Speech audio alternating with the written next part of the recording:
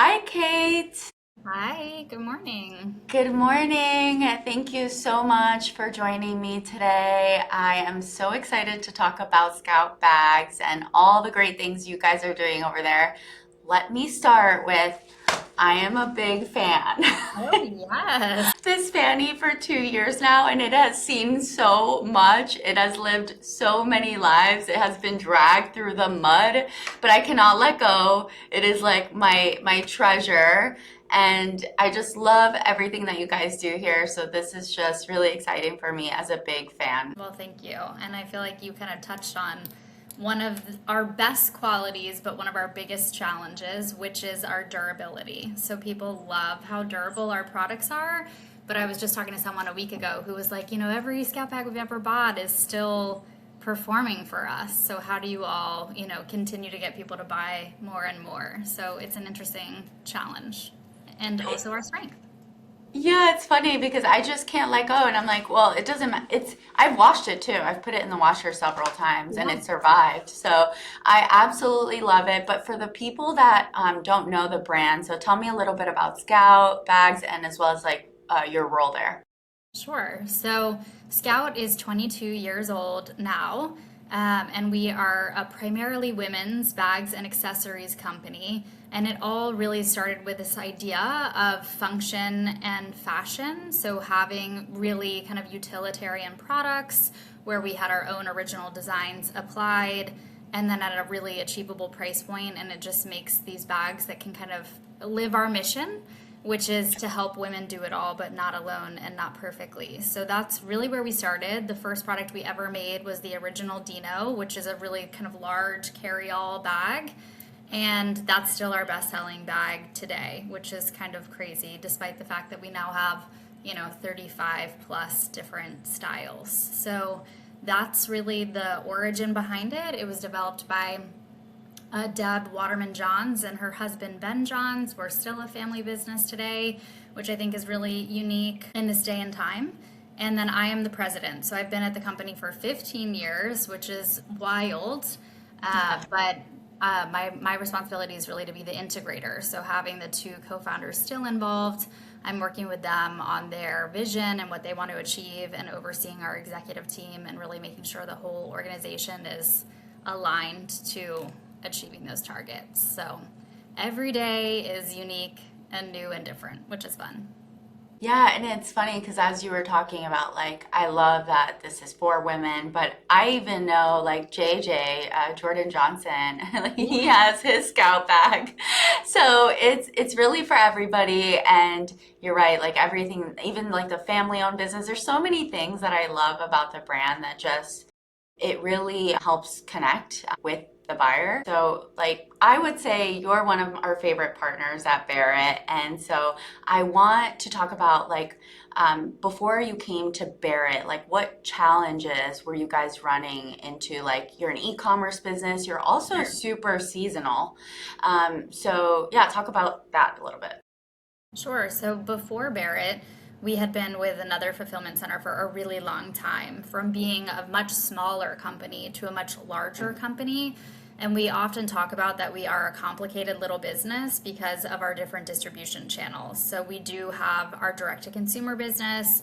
We also sell on Amazon. We have over 1,500 retailers around the country, a key account business, and a corporate gifting and customization business, which all have different needs. So when we were really looking at alternative fulfillment partners, we need just that. We need someone who's a partner and who can really help us as we are evolving many of the kind of needs and wants and SLAs of these different businesses. So that's really kind of what brought us to Barrett in terms of all of the different muscles that can be flexed there, and a lot of the expertise as well that you all could bring to our business, of things we had yet to see yet in some of those channels. So that's really what brought us to the doorstep of you all. But along the way, we also faced like every kind of distribution center challenge that you can imagine in terms of trying to migrate and ERP integration and standing up a customization shop, and it's been a really interesting journey, but it's been well worth it. So we're thankful for Barrett. Oh, I love to hear that, but like I think, I mean, yeah, the change alone is major. Transferring from one 3PL to another, that's a challenge in its own. So, but also your business is so seasonal. Like you have talk about more about like the seasonal aspects of it as well, which also can create challenges. But like I want to hear about how we helped with that and a little bit more about that. Yeah. Sure. So it depends on the channel, but in our direct to consumer side of the house, we are 50% plus evergreen products.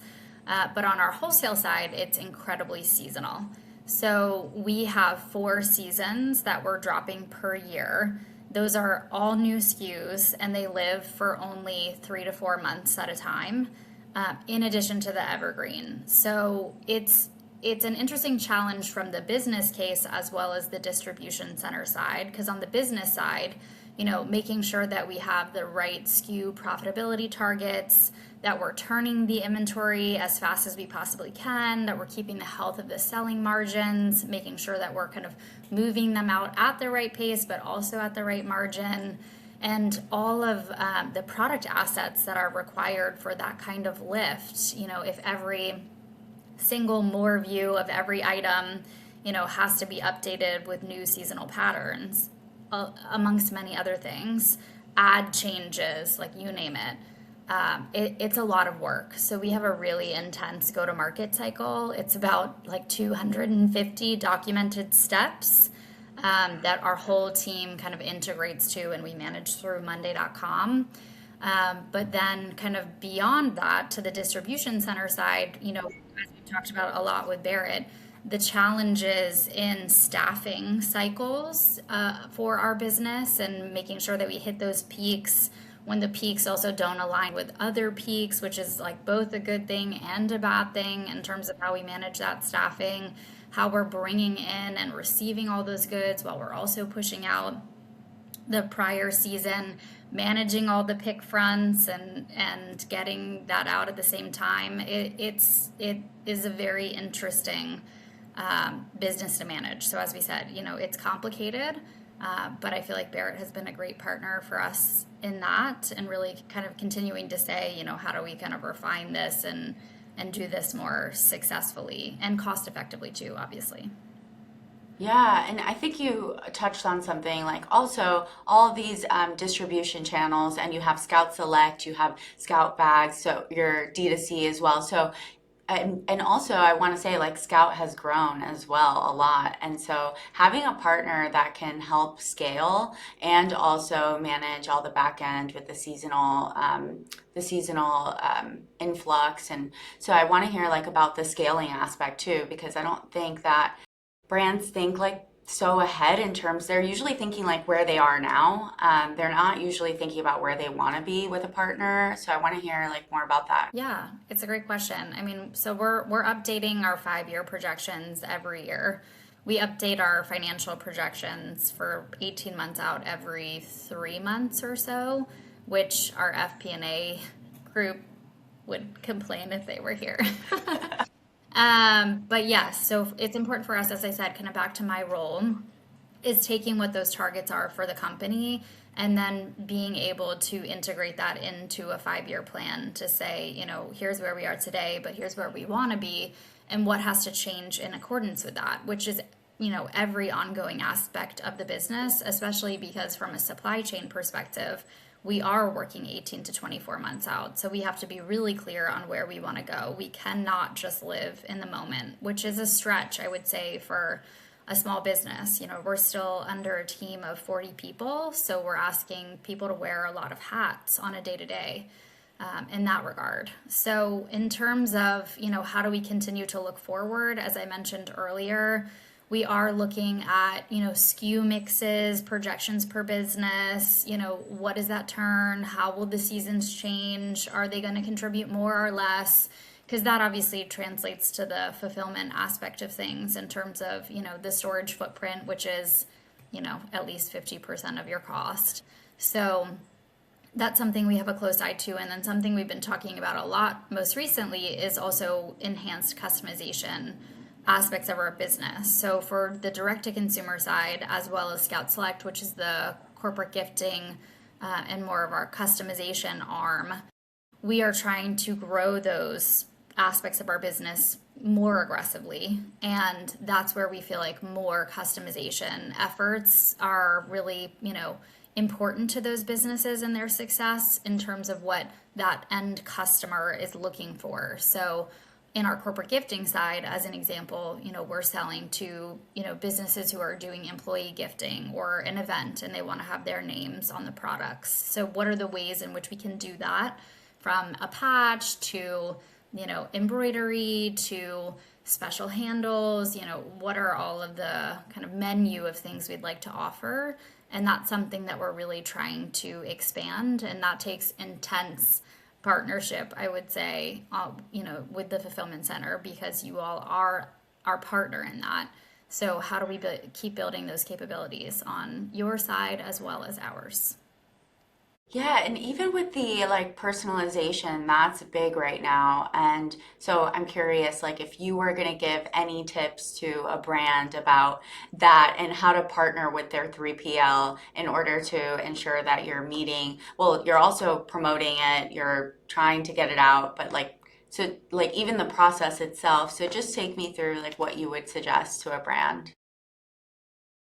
That's a multi-layer question. I mean, you're going to be coming at it really kind of like three prong, I would say. So there's the actual kind of product development aspect to it. So how are you working with your product team in terms of what types of customization, one, that you want on that product, two, that you're capable of having on that product? Is the pocket size big enough to be able to, handle the hoop of an arm that would embroider it? Like, you really have to think through all the specs in that regard. And then two becomes the technology, because at this point, if we don't have the technology, then it's not possible to execute. So making sure that you have the right plugin. Obviously, we use Shopify. Shopify has a lot of solutions out there for this, but it's getting easier, especially with AI, I Yes. would say. But the way that you set all of that up, the way that that translates in your ERP, the way that that goes into your warehouse system, that's a pretty critical process. So you have to be very clear on the technology aspect of it. And then lastly is obviously just the execution at the fulfillment center itself. So are they ready? Have they been doing this before? Do they have the machines? And then really it comes down to, beyond the technical execution, it's the cost per unit. And that's something we've talked about for a long time. Like, how do you manage the labor required in the room? And if that labor can be used elsewhere in the facility, depending on the volume of customization at a given time. It's basically one huge mathematical equation in order to hit a target that you are comfortable, as well as, the fulfillment center. So you really have to think about those three different, silos in order to be able to launch something successfully, I would say. I love that. Thank you. Yeah, I think people like brands will think, well, we just want to do this, and they don't think like it is so multi-layered, and it involves really partnering with your 3PL, making sure that they know what they're doing, because it's something that I would say like Barrett does stand out in, because we're very niche in personalization, and we have other clients who do it as well. So it's something that I always like advise to people. It's like whatever you're looking to do in terms of personalization, make sure that you know that they've done it before. But you also touched on product development and even just on the marketing side. So the idea is when a brand goes to a 3PL or is looking for a fulfillment, outsourcing their fulfillment, the idea is that hopefully you can focus on your product development, your marketing, scaling the business, while we focus on the operation side. So in having a 3PL, what does that look like for you guys? Like, how are you able to focus on these things? Like, also run me through any cool things that you're doing because of that, because of the positive sides of that. Yeah, I mean, that's a good question. I would say from before the transition to Barrett, one of the areas where I feel like we were not, you know, meeting our own expectation was in customer service. So in our own internal SLAs of response time and, customer scoring of the performance or ease, like that was all an area of opportunity for us. And so I would say we were spending more time on really managing the warehouse and making sure that we were getting orders out on time and troubleshooting, lost orders or chargebacks, which is a huge cost center. So that I would say was taking up more time. And then as we made this change to Barrett, it really enabled our director of operations to focus on that less and focus on some other internal operations more, like customer service, and really be able to say, what are those parameters? What are we doing to improve it? And then measure that. And we have been successful in that. So we have achieved, all of the SLAs we set forth for ourselves and consistently meet them.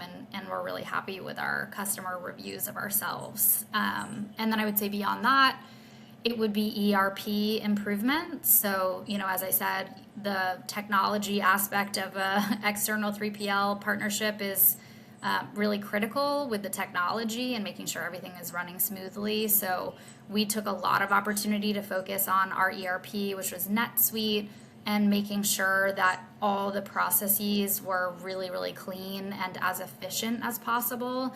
I would say a big learning in our implementation is that we overly customized NetSuite. So if anyone's thinking about it, avoid that.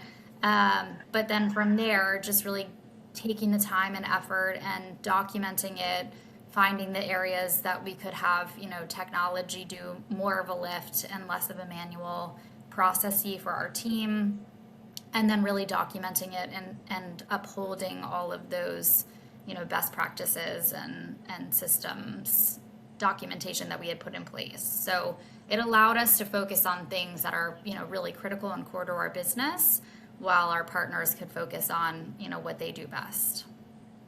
Yeah, I love the tips. I mean, all of that is just gold. And even in thinking about, yeah, you're focusing on the critical aspects of the business, which you should be. And then I also want to talk about like the partnership side of it, because like everyone can say like, yeah, we'll be your partner, but I think something recent that like we can't announce yet, but I know that we did like an intro to one of the brands within our network, one of our partners. And so talk about like, I'm curious to hear like your experience from a true partnership side with a 3PL and a brand.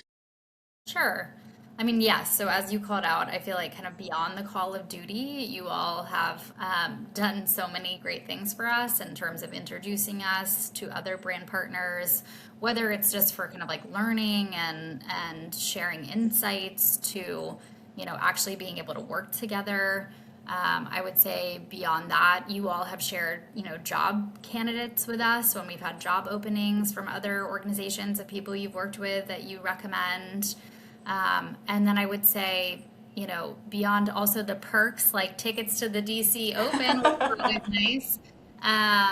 But then kind of like back to the business that we have together, we've faced many challenges since we, started doing business together. And I think that's really the true test of partnership is what does it look like when there is an issue at hand, and go back to fourth quarter in prior years, and we've had issues with additional handling fees, and we have large dimensional weight products. So how do we manage when something goes awry? And I feel like there's always been a lot of partnership and ownership taken, and really coming to the table with solutions and saying, here's how we think we can fix this, and here's how we prevent it from happening in the future. But it's always been, I would say, like pretty collaborative and convivial in Yes. terms of the dynamic of the conversation. And our account manager, Jackie, is just so outstanding. We love her so much. We would try to hire her.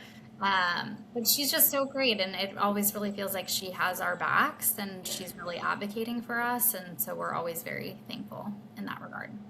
Well, please don't take Jackie because I I think she'd won't. go. I think she would go. She's I a won't. huge I Scout fan. contractually, I don't think we can.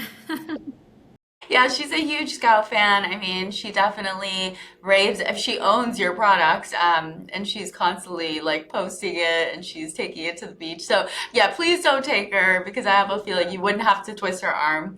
But it makes me so happy to hear because those are all different aspects of partnership that are beyond like what is expected, and that I don't think that when brands are looking for a 3PL that they're thinking of that like beyond the scope, and that's truly what makes a partnership like a long term, and we say like forever 3PL, like there is the idea is for us to scale with you. And on that note, so just what do you think, and you've I think you've answered this in different ways, but if you were to say like what is the biggest impact Bears has had on Scout's business? Man, that's a great question. The biggest impact. I mean, it really has just been supporting scale. I would say that in the past, we would have had to turn things down before opportunities that would have come our way. We would say, no, we can't do them. And, that's such a hindrance to where we want to be.